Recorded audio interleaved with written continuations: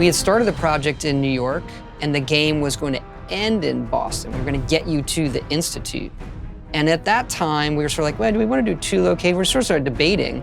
And then there were all these games coming out that were using New York. And Emil, who's from Boston, you can ask him about this. I remember Todd Howard looked at me and he's like, I know you probably want the game set in Boston. I'm like, I'm not saying anything.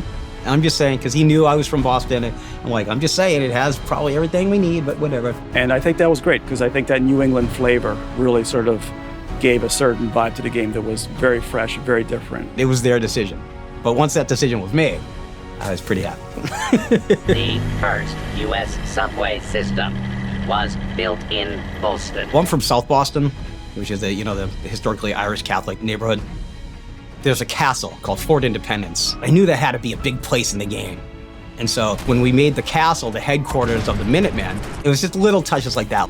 My high school was in the game, my house is in the game, train station near my house is in the game, like all that sort of stuff. And it's a very personal game to me. It has that Americana, right? It has like the history of America there. And there's so many great landmarks that you could use, but it's frankly like, they aren't all that well known to a larger place. Like people don't know the city of Boston the way they may know a New York or somewhere else.